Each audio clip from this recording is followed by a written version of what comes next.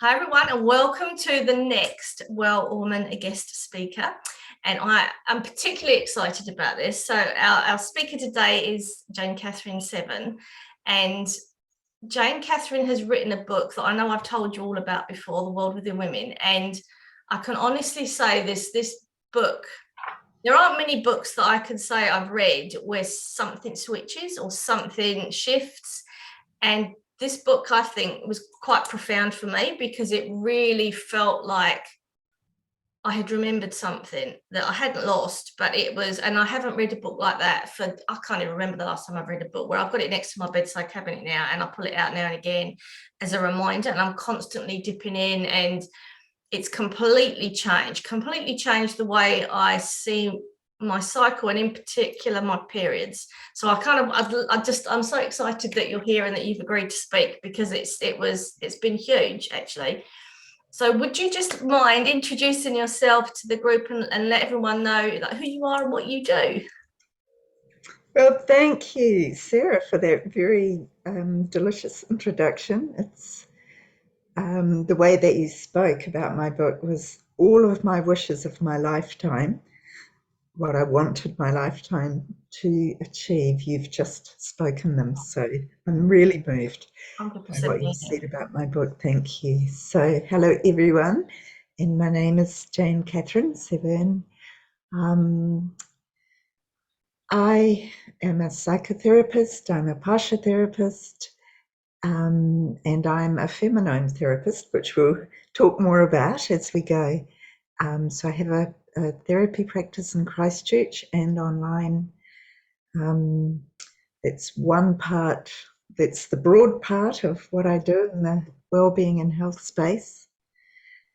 I also have set up and I run Luna House. If you haven't heard of Luna House, it's a educational and therapeutic agency based in Christchurch but operate everywhere. And its mission is to, this is where I'm moved by what Sarah said, its mission is to remind women or give back to women the knowledge that's already imprinted in their body. The knowledge about our hormones. We get a message from culture that our hormones are a bit, make trouble and make life difficult for us and don't fit into the real world very well. Yeah. Luna House is here to say our hormones are the real world. They do know how to create a life of health and well-being for women. Yeah. And they do make sense if we can learn to understand their terms instead of trying to impose cultural terms that don't suit on them. So Learner House offers groups, workshops, courses, all kinds of talks, seminars, really whatever women want, to give back a huge body of knowledge that I was going to say created, but I would say a more accurate way would be to say I've uncovered it, I've sorted out, I've rediscovered it, and put it all together about menstrual cycles all around the months and menopause. In fact, about the 4 M's, which is menarche, menstrual cycle years, menopause, mature life, the whole design that makes sense of a woman's life and opens up the most wonderful capacities inside us, the most wonderful potentials that are in us that we never supported to know about ourselves, because we're all so busy trying to manage these hormonal things within the culture. So I offer all sorts of presentations online and in person. I travel all over the country and occasionally other parts of the world to remind women that this is how we're made, to give back the birthright knowledge that all women deserve and need to have. It's a very exciting mission to be on, and lunar house is growing and developing in all sorts of ways. Do you think a shift has happened? Do you kind of like when you first started? Do you think there was less interest, or do you think that's changed over the years? Do you feel like there's a shift happening It's now? so changed, Sarah. When I began, there was one book which happened across my path when I was 25. I'd known nothing at that point, and there was this one book written by a couple of people in England who was saying there's no information. So we wrote this book, and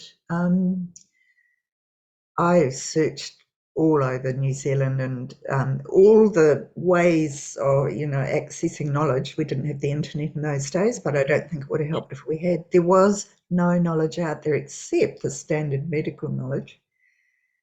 And over the years, so I was an early pioneer, and there were a few others, and it's just absolutely blossoming now. All over the world, women are remembering and waking each other up. Yeah. There's books, there's lots online. It's just the most amazing reawakening. I've got goosebumps as I talk to you. Right. Because of the enormous empowerment that this is to women of every age, and menopause as well. Menopause, perhaps a little running along behind the menstrual cycle knowledge, but getting there for sure. Yeah. So yes, a big blossoming, and that will totally shift the way women see themselves in their lives and the way women see their place in the world. And then that will shift the world, hopefully, too, as well. I It feel like can't there's something coming. We're about to, something's happening. Yes, and it's been a missing piece for so long, for 5,000 years, and now it's coming back. Woohoo! Yeah. And women have to take ownership of that and move it forward. Now we're remembering. It's now our responsibility to not let it go or be taken off of us. That's right. When we understand how we're meant to function, then it will make sense to me and it will make sense to other people, because it does make sense. But you're right, we have to embody it. We have to grow our trust in it, because we've been taught not to trust it. So as we reclaim it, the whole world shifts. And you can see all around the world, there's a friend just sent me a thing from Scotland where there's a government person in charge of period safety or something they call it, but period respect maybe. So it's changing at every level. Look at your face. I am. Well, I got really excited. It was about a month ago where I think there was a Pacifica radio station who now has only place in New Zealand that now has menstrual leave. And yes, if you need to take time out to, not even just because you're in pain but just because you need to rest, then you can. And I thought, oh my God, here we go. I know. It's exciting, isn't it? Because society will work if we attune ourselves to women's cycles. It won't make everything fall over. It'll make things work better. Yeah. So where does the passion come from? Like, what is it that's happened that made you suddenly? Was it just that the book happened to come in front of you and you thought, wow, this is interesting, I want to know more? Or were you interested in women's cycles or women? I hated my cycle. Right. I was brought up in the old days of it being Eve's curse, shame, hide it, think you were going to die if somebody knew you were having your period. So I was completely averse to it all. But I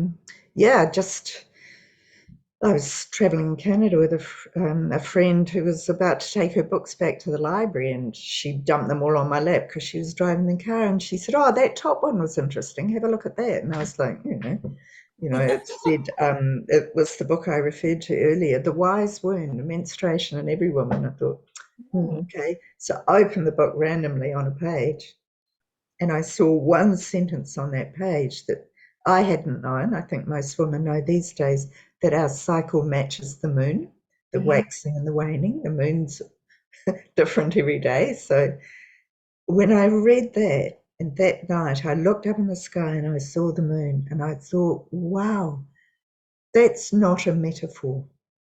It's not a myth. It's not a symbol. It's not a fairy story. It's not an archetype. It's a thing. It's a real thing. what if we are made in a way that totally makes sense according to nature? And it spun my world around all of a sudden from being really quite misogynist, I think I'd have to say, sadly, because I was brought up that Yeah. way, that women are just, we go wrong all the time and we should Yes. You're keep broken. quiet or take remedies to fix ourselves up. Suddenly I thought, oh, there's a reason for our changeability. There's a meaning behind it. I want to find the rest of that knowledge, because if this is true about us and the moon, there must be a whole lot of other ways that we fit and make sense in how life is designed to happen. Nature knows how to do life. So what if there's a whole design inside of us that we haven't known about? So I came whizzing back to New Zealand. I thought, I'm going to find the other women who know this stuff, because I knew that was just one wee corner. I thought there's got to be more to this. Yeah. And I thought, I imagined that all the women who know this stuff must live in a community somewhere and have this really cool life. But of course, I came back, couldn't find one shred of that knowledge anywhere. I'd searched everything you could search in those days. And in the end, I thought, oh, I know what I'll do. I'll train to be a counsellor because they know the meaning of life. That knowledge must be in here. I went along there. Oh my goodness, there was just some horrible Freudian kind of awful assumptions in that body of knowledge. So, but by then I was a counsellor and I had a women-only practice, and it occurred to me, okay, there's only one place left to look for the rest of this knowledge, and that is into the thing itself. Put aside everything I've ever been taught about it and just look, what is this doing in the lives of women? Yeah. How's it changing them around the month? If I could if I could believe that women's hormones know what they're doing and start to be curious instead of critical, I might learn something. And I did. It was like looking in the magic eye book. Wow. When you look at a Yeah. pattern and you know there's a hidden image. And if you look in a certain way, the hidden image comes out and you go, Right. wow, how couldn't I see that before? I Did did that take courage to do that? Because it obviously, that. like, when you're trained, you have a framework and everything is, Yes, and so to move away from a framework and just say, right, I'm going to just let the body tell me, or let the yes, soul tell me. yes. That's actually quite a scary jump. It was a scary jump, and I was so on my own. Mm. Nobody wanted to know. Everybody thought I was nuts. Right. No one was interested, but I couldn't put it down because of that, because of what happened to me when I realized we make sense. Yeah. I couldn't put it down. It was like, That was your purpose. That's why you were here. It's yes, like a drive. totally. And I'd hated it so much, it's such a turnaround. And then, I'd worked with lots of women. I scrutinized my friends the whole time, and of course myself. And it was just like that hidden image in the magic eye books. It's like, oh my goodness, is that how we're made? It's like this beautiful, beautiful design emerged that made sense. And then I started noticing another fascinating thing, that older women at the end of their 40s, just around about the 50 mark, they would all come in a certain way and go, oh, I just don't know myself anymore. I can't do life like I used Yeah. to. And I thought, this is fascinating. I wonder what the hormones do at this age. And I opened up to that the next phase of feminine life, the design became whole. Yeah. And it was so beautiful and so comprehensive and so incredibly like mystical, and but also just totally making sense at the ordinary day-to-day level. It blew me right away. It blew me right away. It's so beautiful. So I realized that we've never been able to talk about this with each other because we had no language. And by that time, I was running groups, and I was asking all women from all sorts of other cultures besides our one, have you got a word for this hormonal pattern, design, expansion thing that runs through women's lives from menarche, our first period, right through to our death? And none of them had a name for that fourfold thing, that lifelong thing. So I've named it the femenome, so that we can talk to each other and understand for ourselves and rediscover this thing. You know what you said about reading my book made you remember something you already knew. Yeah.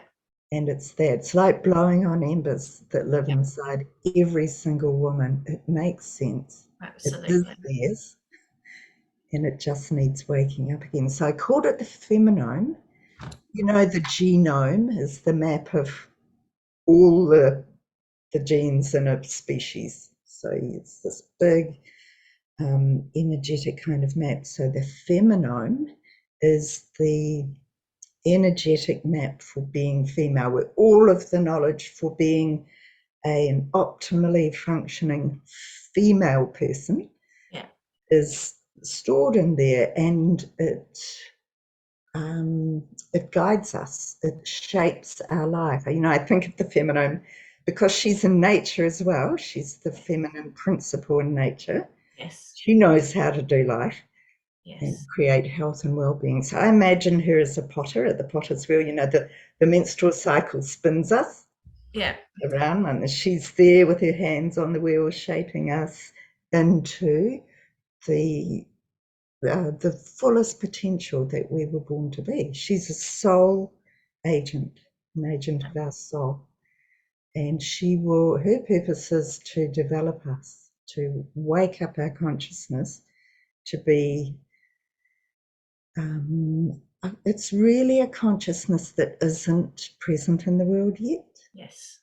Yeah. Because it's always been suppressed. We've always been told we're crazy, we're sick, we should take even fake hormones. The suppressed. Yeah. Yep. Yeah. Really, she's trying to break us out of those old suppressions to realise who we are. And she's got these tools of her trade which are a little bit baffling sometimes, a little bit mysterious and a little bit difficult because they crash into the way culture tells us to be. So yes, which is quite a massive courage. It does take courage. And as a naturopath, like I was taught as a naturopath about the link between the moon and your cycles, but there was an element missing, and I think that was the connection, the bigger connection to nature, because obviously naturopath, it's all about nature, but I think there's an energetics and the link to the seasons, and that was really missing. And I remember after I read your book, I actually tracked my cycle, and it was amazing to me how energy does change. And it is like like you talk about the seasons, the spring, the summer, the autumn, the winter. To me, it was like, oh my God, how come I didn't know this? Like in business is like that. Business works in seasons. Our year works in seasons. The month, our site, everything is in that stage of fall where the energy changes. And that's right. Because our society is the way it is, we all want to be like one type of energy. We want to be happy all the time. We want to be out there. When we're not, there's something wrong with us. Yes. And it's not. It's just because we've forgotten how to live with nature. Yes. And that for me was massive. And looking at, oh yeah, that's why I'm like that when I'm premenstrual. That's why I'm like that when I'm menstrual. And it's actually changed. I mean, I used to think my period was just an irritant. And I mean, and I think mostly like all the names that we were talking yesterday with Joe Newsham, and all the names that as a kid, like that are horrible, that it's a curse or it's this or it's that. Yeah. So you grow up from a very young age thinking, oh my God, this is a week that's a nightmare. Yes. Without understanding, actually, even traditionally, it was a really sacred time. And we've completely lost that too. And if we live within the energy of nature, then things change. And if we change how we live, that makes a difference. Rather than trying to change our cycle, we need to change ourselves to fit. And that for me has been huge. And I'm now looking at my months and thinking, what can I do so that I can change how I behave, or what I do, or what I focus on, or the conversations I have? How can I fit that in around my cycle? And that I don't, I just want people to, I really want women to know about this, because it's so important. And we won't need to feel like there's something wrong with this, because I think without the women's transitions, no wonder we have such a warped view of ourselves and our body, and because we've not really learnt to live with it, if you know what I mean. That's right, and that's the microcosm. It's so important. But then in the macrocosm, humanity isn't living with the planet in a sustainable way, and it's the same relationship. If we understand the planet knows how to do life, then we better stop interrupting her and trying to impose our artificial ways on her, because it's not working. And it's the very same, it's a mirror image, I think. Yeah. So the more we can reclaim our trust of our cycles and the feminine nature, the more we can show humanity how to get back into right relationship with the planet. It's the very same thing. Yeah, I love it. And could you explain, I know it's a massive, but is there a way of summarizing the cycle and the energies of the cycle, so that people can kind of start thinking, oh yeah. Yes, well, I think the seasons is a very obvious one, but any of the fourfold cycles of nature, they're in the same pattern. It's actually an Om. I don't think I put that in this book. It'll be in the next book. Right. So life moves and expand, contract. That's, life's a pulse. It's a strobe. It's not near a straight line. This is where we go wrong in our relationship with the planet. Everything in life expand, contract, empty, full. Everything, every pulsation in our body, our heartbeat, our orgasms, our pulses, our intestinal movements, everything, open, close, empty, full.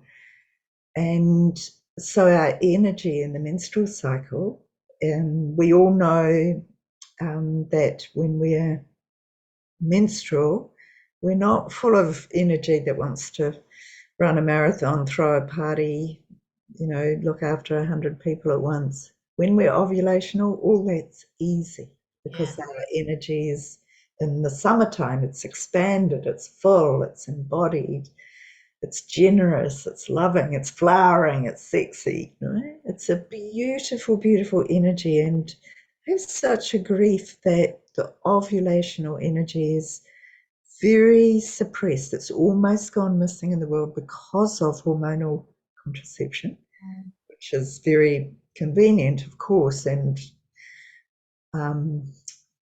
we really need better options for women. But I think it doesn't know what it's robbing us of. It just cancels all that out, and we don't know that glorious, delicious, energized feeling like we deserve to. So the menstrual cycle, when we're menstruating, we often feel like withdrawing, just being quiet, being inward, and that's the way it's designed to be, because it's the winter, it's the time of inner life. A tree loses its leaves, looks like it's died, but oh no, all of its life's interiorized. So if we didn't have the menstrual cycle to balance us, we would be trying to live in our outer life all the time. That's pre-ovulation and ovulation, when we're outgoing and energized outwardly, because that's how culture likes us. It likes us to be productive in that way. And the reason why we tend to suffer a little bit when we cross back into pre-menstruation is that our hormones are taking us back into our interior world. I also talk about the four faculties around the cycle. And I always say to my women in my groups, has anyone ever accused you of being irrational at times of your cycle? And every hand goes up. And I say, yeah, that's the truth. Because although we've been taught to believe that rationality is the only way of knowing things that can be trusted. Actually, it's only one of our four faculties. Yeah. And why only use one when we've got four? So the menstrual cycle, in its beautiful way, takes us through each of our four faculties around the month so that we're a more balanced person. So because we haven't got all day, I'll just say the four are our mind, our rationality. That's one. And most women, that comes to the fore in their pre-ovulation, like after your period, when you come back out in the world again and you're a bit more energized and you go, oh, there's the world, I want to do something in it. And our mind goes clear, and all of those things that we couldn't put in order before earlier in the month, now just, oh, that makes sense. I can make a shopping list and go and get those things and make something out of them. Yeah.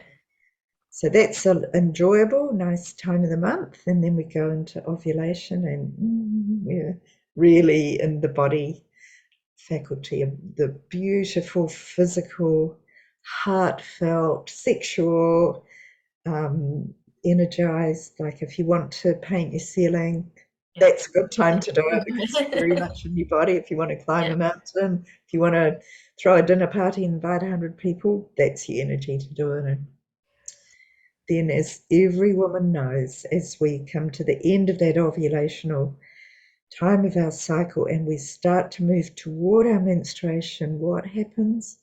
We get all emotional. We feel things in a heightened way. And we're taught to fight that. So that's why it comes out a bit volcanic sometimes. But really, our cycle is asking us to learn to trust our emotional faculty as a good way of knowing what matters and how much. And then we go on through into our menstrual time, which is our spiritual or intuitive time of the month. So these are four very important aspects of self and consciousness that our cycle wants to develop equally, not just only trusting mind, thinking everything else is a problem, but to learn to have confidence and to live our life according to our whole spectrum, just one part. I love that, because I think that if women understood even just that, yes, you know, you hear the comments about PMS and oh, I'm so irritable, I'm angry, what can I do? What can I do to take something to stop that? yes. As though we're broken or there's something wrong with us, and people will say, oh, you must be on your period, and all those stupid comments. If we actually really took on board what you're saying and remembered that, then we'd realize we're not broken and we don't need anything to suppress any of that. They're just messages that they're telling us that maybe something needs to change, maybe we need to have boundaries, maybe we need to be honest. But unless we really go into ourselves and listen, we're not going to know that. We're not going to know that, and we're going to fight it. We're going to feel bad about having such strong feelings. And it's a lot of distress and suffering for women, and it's heartbreaking that we are left to feel like we're the faulty model, right? That we get things wrong, that we're a pain in the neck to ourselves and everybody around us. And how many only we could be more consistent because of that as well? Like loads of women are put on antidepressants because of that.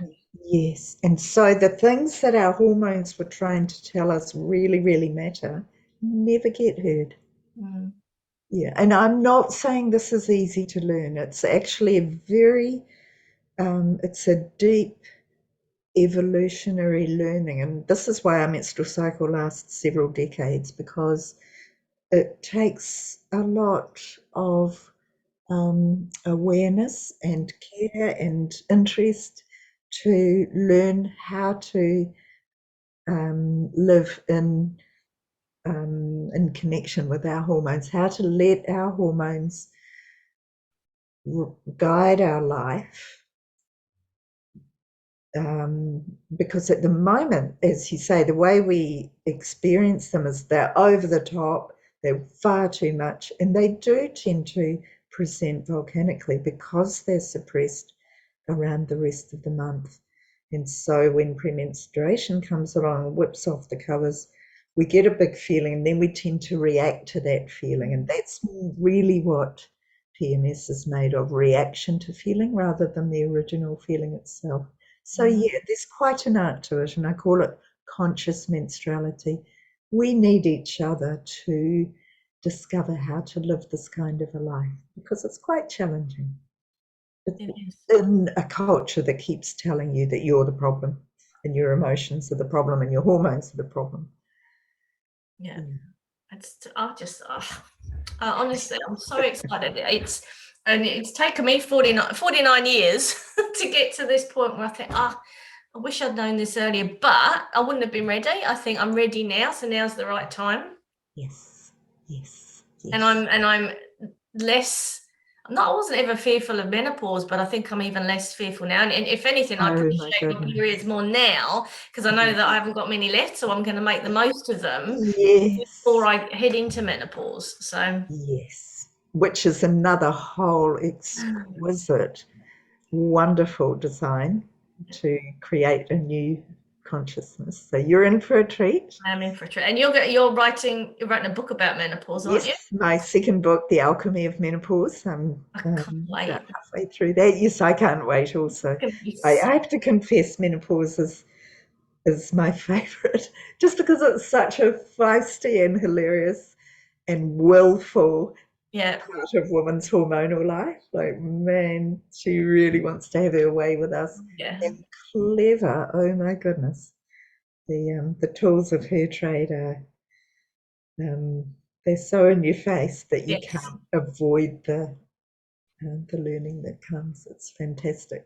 It is. I know Brené Brown's got a quote. She talks about the universe. Actually, the menopause is the time where the universe is almost giving us a shake and saying, "Come on, wake up! This is the time you have to wake up." And I'm going to shake harder and harder and harder until you listen. Yes, because there's so much more to you than you've ever dreamed. Menopause is such an expansion. It's like, woo! Now I've got so much more of myself. The whole design is expansive. So by the time you get to cronehood, you're really in a big place. That's so cool. That's so cool. Thank you. So, bearing in mind what you know now, if you met so how old are you? 25 when you picked up that book? Yeah. If you could go back and talk to that 25-year-old, or either before or around that time, what would you say that you think maybe you would listen to? Yes. I would say, for me, there's a really key word, and it's trust. And I'm not pretending that's easy. I would say there's something to trust about being female, even while you're told that everything about being female is problematic, you need remedies for it to make it go away and all of that. I would say there's something to trust. And I would say don't listen to any advice or demand that asks you to live as if your menstrual cycle and your menopause were not happening.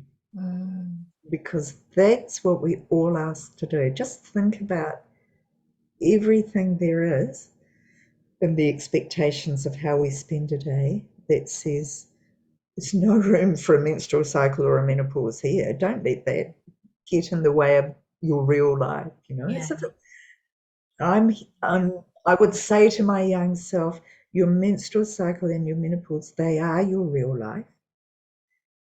And they will bring you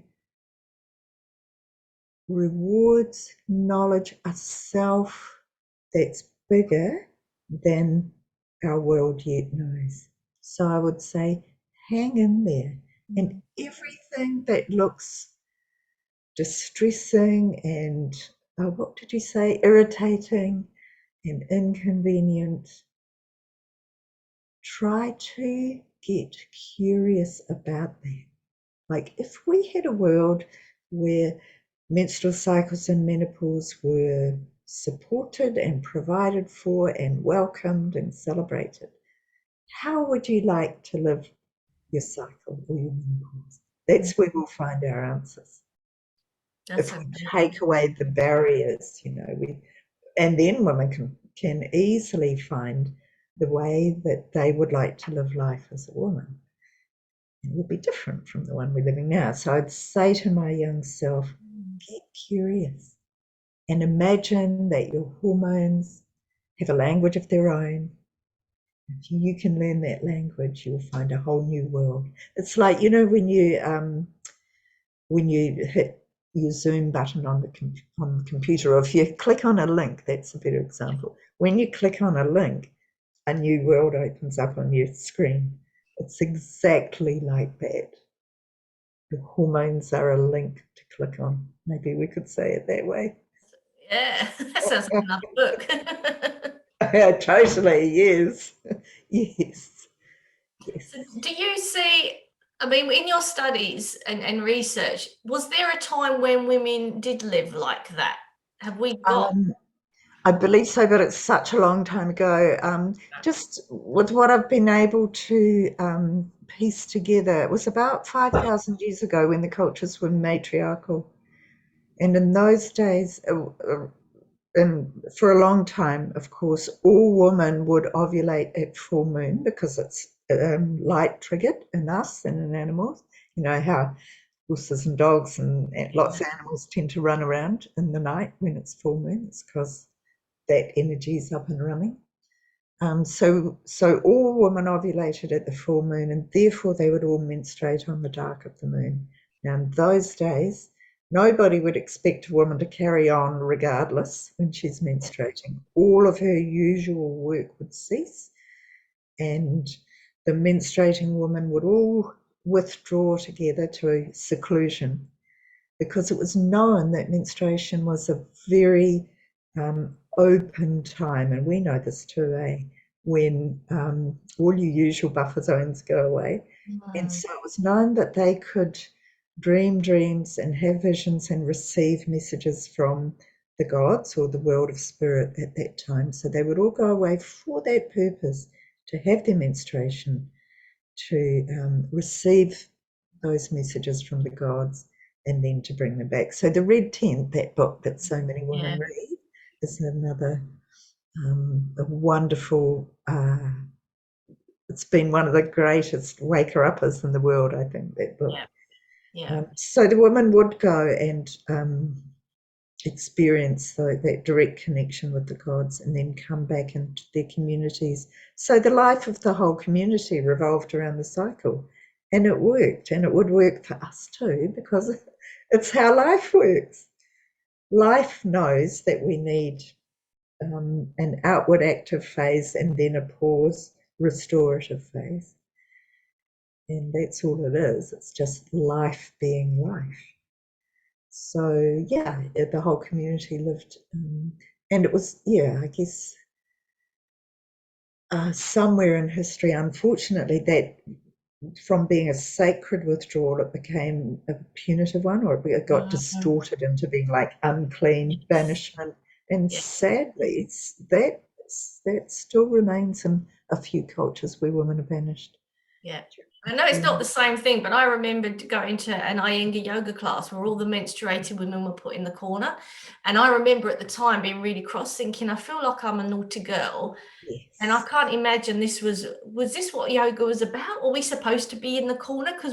Or is there something that's missing that's kind of been adapted because now it's modern times, but actually we shouldn't all be in the corner? It was really weird. And you should be treated differently, certainly, in yoga and menstruation, because you don't want to do those certain postures. But it's that sense of banishment. It's really, unfortunately, it's become very ingrained in us all, and we almost carry it personally, even towards ourselves sometimes. Like, I better keep quiet. Don't tell anyone, or just kind of keep it secret, or you hide your Tampax because you don't want anyone to know. And when I ask the women in my groups, what did you learn about menstruating? How did you first get your knowledge? The words that go up first: shame, embarrassment. They're always the first two. Yeah. It's so sad. It's Yeah. so sad. I'm so want to change that, or begin, throw a spark towards changing that in my lifetime. I think you will, and I think also it's like what you're doing as well with your books and your groups and getting the word out is bringing women together as a community. Because I think the other thing with menstruation, it's quite an isolating thing to go through now.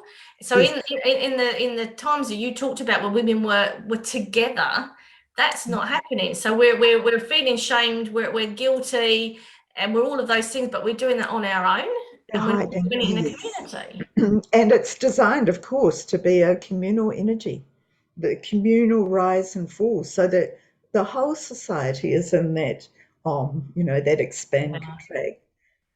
Because it's how life works, it's good for men, children, it's good for everyone. And, and reincorporating it in cultures can only be to everyone's benefit. So the start is to do it in your family. If you've got like you've got girls or daughters, or to be open and even with your husbands and your sons, to kind of make that a normal part of family life and not hide and Totally, disappear. totally.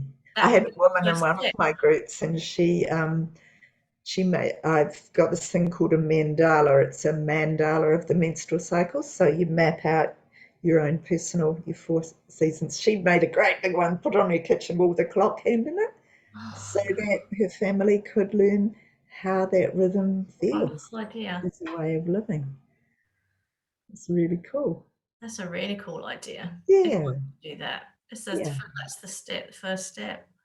yes, yes. As we grow our confidence and our trust, it will make sense to everyone. Because I run workshops for men as well, and it's easy to make sense of it for men.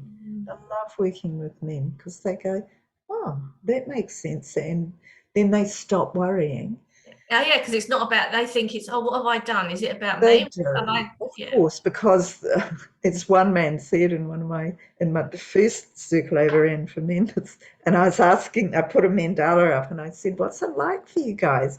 And we mapped out the 4 quarters of the cycle, what it's like for them. And this guy said to me, "She's into you, she's not into you."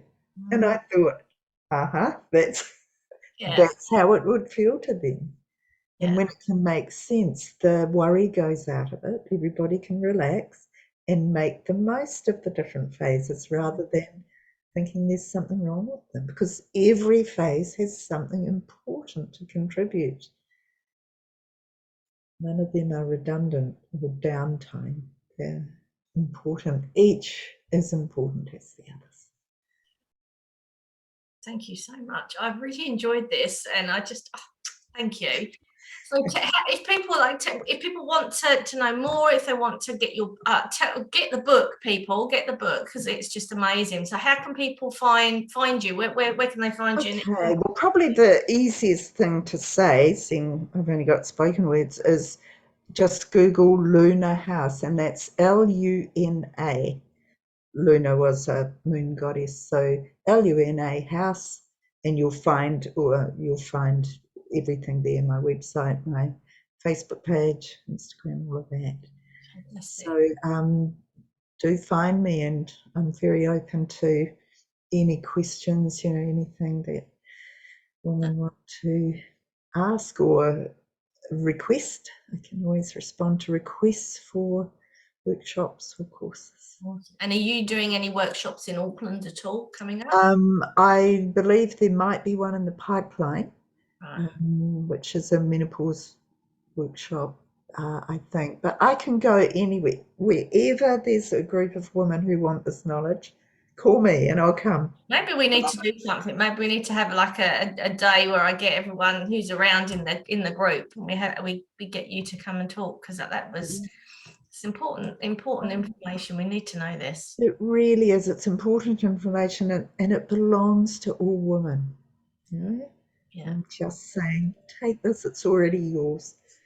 So I'm not teaching women anything they don't already know. I'm just reminding them. Yeah. Mm. Absolutely, And 100%. I'm happy to go anywhere or, talk to anyone about what might be helpful. I'm always open to making things up as we go along. I love it. Thank you so much for giving up your time and talking to us today. I've really enjoyed it, and I know that other people will really get a huge amount from this, and there'll be lots of questions, lots of thoughts, and hopefully some seeds of change. So thank you so much. And thank you for what you're doing, Sarah. I've absolutely loved it.